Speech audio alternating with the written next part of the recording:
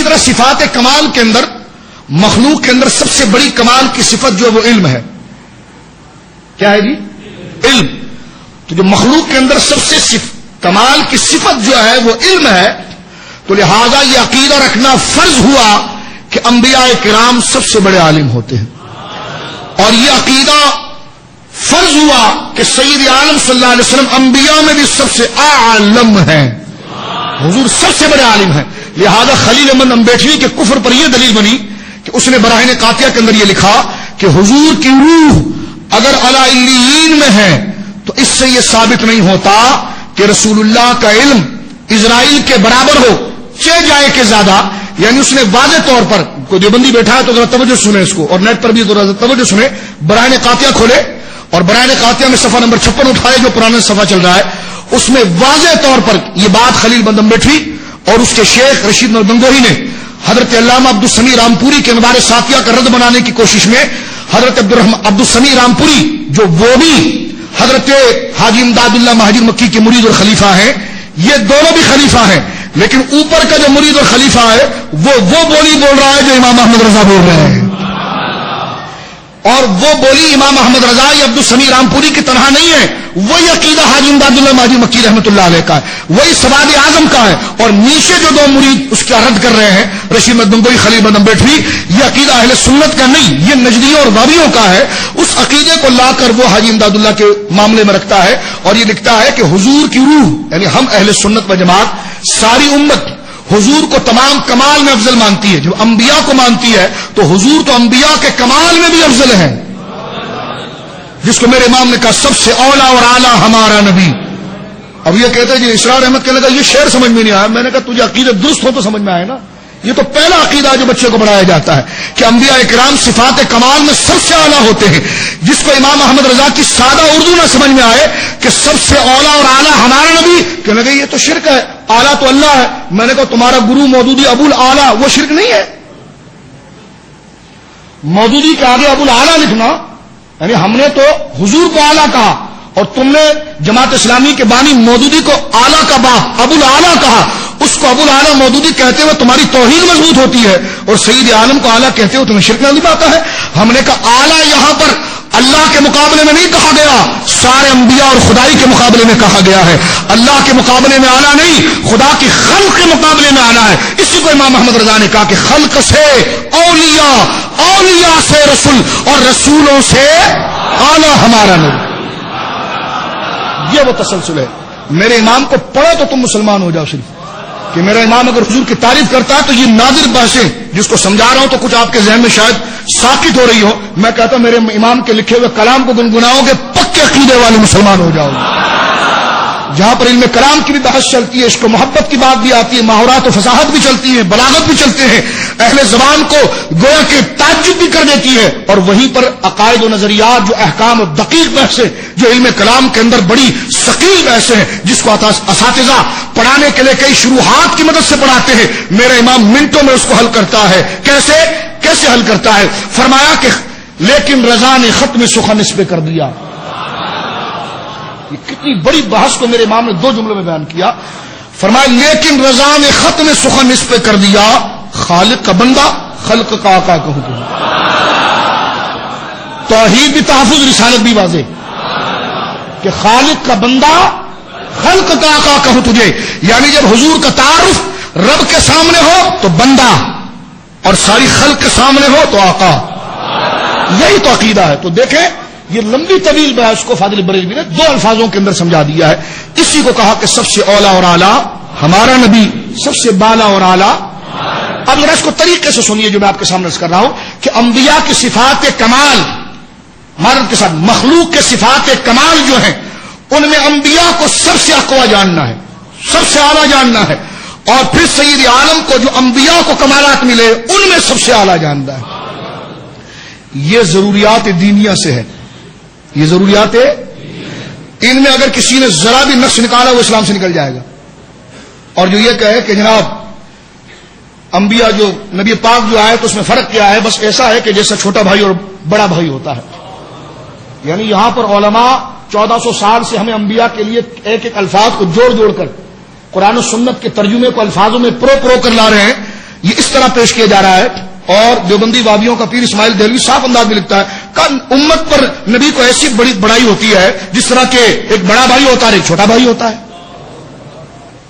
میں نے کہا بھائی کہنا تو حضور کو کہیں سے ثابت ہی نہیں ہے. ہاں باپ کہنے کا ثبوت مل سکتا تھا, حضور کو بھائی کہنے کا تو ثبوت ہی نہیں ہے. حضور اگر کس کو کہیں تو یہ کرم ہے آقا کا, لیکن حضور کو باقاعدہ کوئی بھائی کہہ کر خطاب کرے اس کا تو ثبوت نہیں ہے. ہاں باپ کہنے کا امکان تھا. کیوں؟ اس لیے کہ قرآن نے کہا سورہ احزاب کے اندر کہ نبی کی بیویاں امت کی ماں ہیں, تو جب نبی کی بیویاں امت کی ماں ہوئی تو نبی ہمارے والد ہوئے. تو یہ امکان موجود تھا, لیکن خدا نے اس عامیانہ لفظ سے بھی اپنے محبوب کو پاک کر دیا. فرمایا ما کان محمد ابا احد من رجالکم, خبردار میرا محمد عربی تم مردوں میں سے کسی کے باپ نہیں ہے.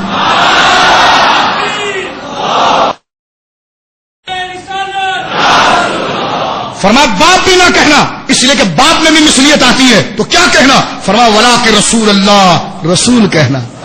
اس لیے کہ رسول کی طرح مخلوق نہیں ہو سکتی, امتی رسول کی طرح نہیں ہو سکتا.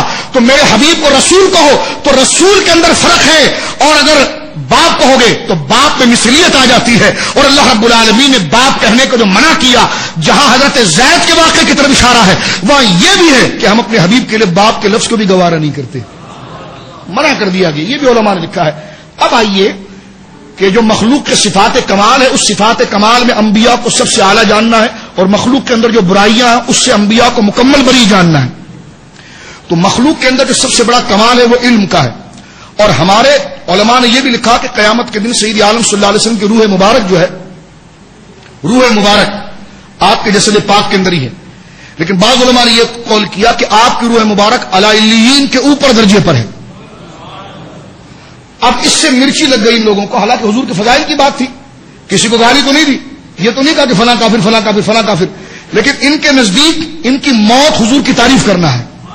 یہ الٹی چال چلتے ہیں دیوان دانش, یہ الٹی چال چل رہے ہیں.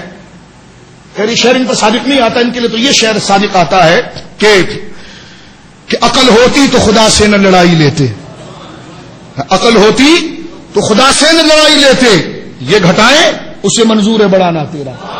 جس کے ذکر کو اللہ بڑھائے تو پھر لڑائی لینے کی کیا ضرورت ہے, یہ عقل ختم ہونے کی بات ہے.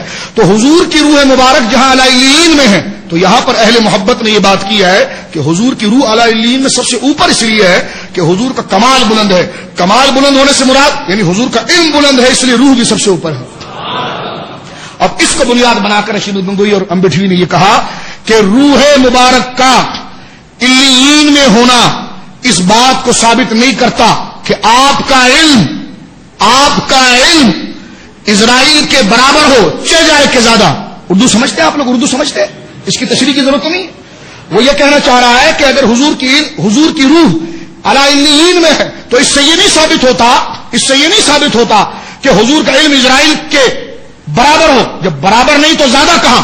قاضی یاد علامہ خفاجی تمام نے لکھا ہے, جس نے یہ لفظ کہا, کیونکہ یہ تو عقیدہ تھا نا کہ کمال میں آنا جاننا ہے, لہذا علماء نے لکھا کہ جس نے یہ لفظ کہا کہ فلاں کا علم حضور سے زیادہ ہے, اس نے حضور کو سب کیا ہے, گالی دی ہے, وہ مرتد ہے, اسے قتل کیا جائے گا. یہ لکھا ہے علامہ خفاجی نے.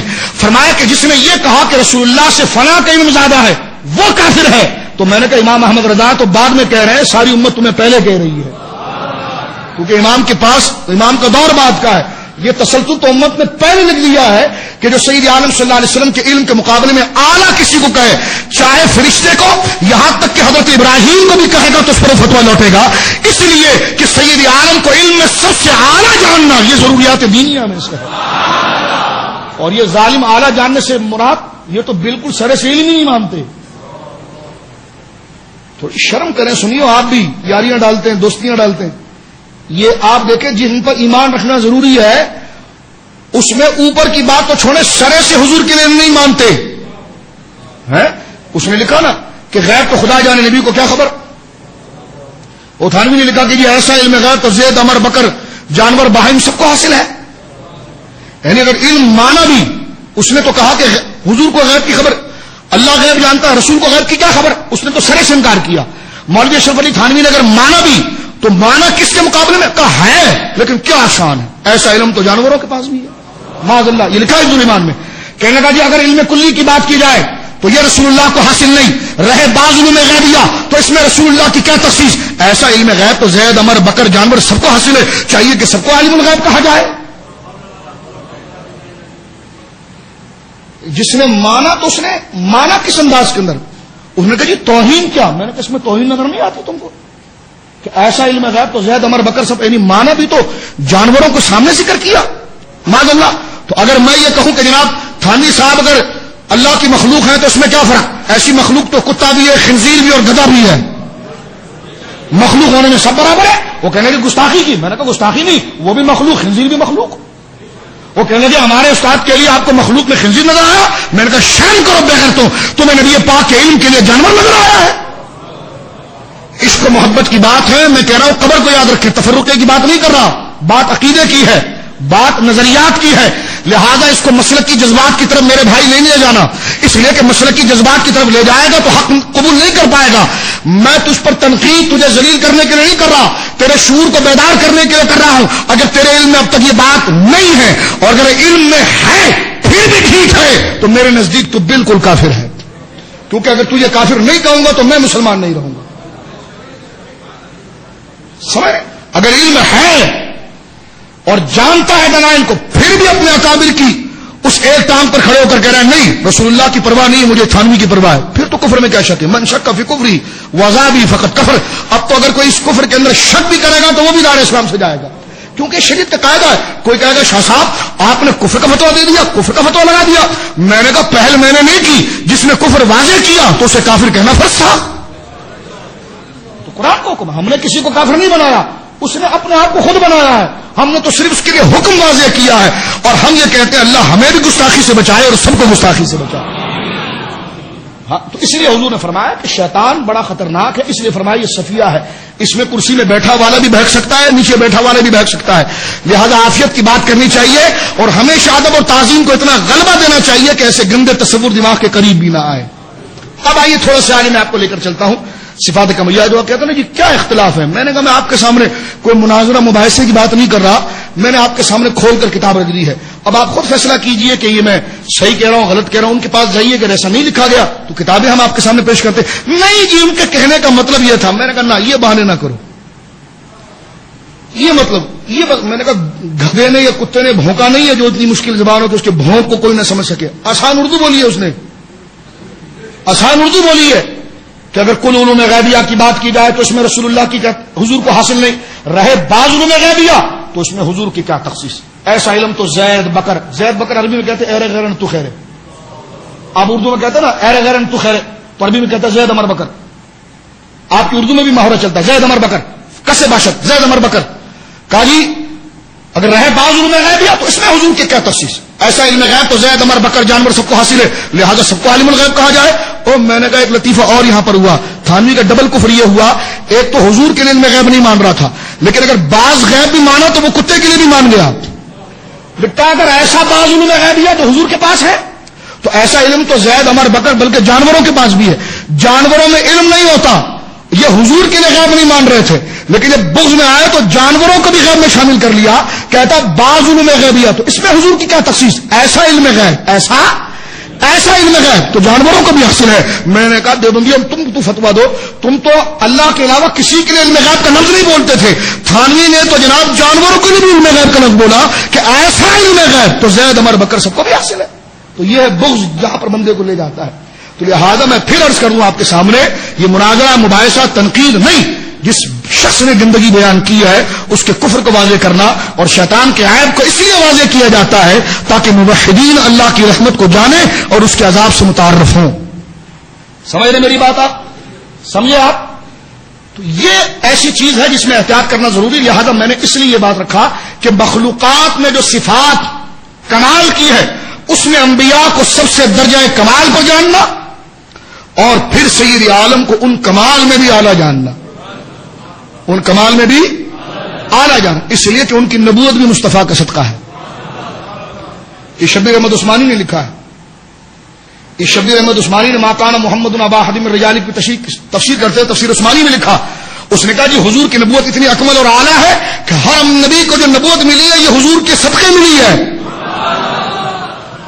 حضور کے صدقے ملی ہے۔ میں نے کہا واہ جی، تھانوی یہاں یہ کہے، وہ وہاں پر وہ کہے۔ ایک بات کا میں جواب دوں، نیٹ پر بڑی بات اٹھائی جاتی ہے مناظر اعظم حضرت عمر اشعری صاحب رحمۃ اللہ علیہ کے حوالے سے۔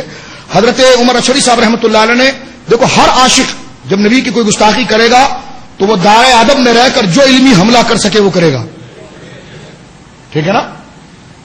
اگر وہ عالم ہے تو علمی حملہ کرے گا، اور سخت جملے اگر ایسے کہہ دے جس کا وہ مستحق ہے تو اس کو گالی بھی نہیں کہا جائے گا، کیونکہ قرآن میں سارے الفاظ موجود ہیں، الخبیثات للخبیثین عتل بعد ذلک زنیم۔ تو حضرت مناظر اعظم عمر اشعری صاحب نے قیاس حنفیت کے اندر یہ لکھا کہ وہابیوں کے نزدیک گدھے پر بھی وہی آتی ہے۔ تو انہوں نے شور کیا نیٹ پر، او دیکھو بریلویوں نے کہا جی گدھے پر بھی وہی آتی ہے۔ ہم نے کہا نہیں، اس عبارت سے یہ ثابت ہوتا ہے، اس لیے کہ نبی کو جو غیب ملتا ہے وہ وہی سے ملتا ہے، اور تم نے جانوروں کے لیے بھی غیب مانا، اس کا مطلب تمہارے نزدیک جانوروں پر بھی وہی آ رہی ہے۔ تو عمر اشعری صاحب وہ الزام تمہیں دینا چاہ رہے ہیں کہ تم نے وہی جیسی صداقت کو اگر تم نے جانوروں کے لیے علم غیب مانا تو علم غیب تو بغیر وہی کے نہیں آتا، تو جب جانوروں کے لیے علم غیب مانا تو تمہارا نظریہ یہ ہوا کہ وہی پھر گدھوں پر بھی آ رہی ہے۔ تو یہ کہنے کا مقصد ہے حضرت عمر اشعری صاحب رحمۃ اللہ علیہ کا، اس کو یہ بنا کر پیش کرنا کہ جناب بریلویوں کے نزدیک نظریہ یہ ہے، ایسی بات نہیں ہے۔ آپ اس عبارت پر غور کریں جو مولوی اشرف علی تھانوی نے ذکر کی ہے۔ اللہ رب العالمین ایسی گستاخی سے ہمارے کو محفوظ فرمائے۔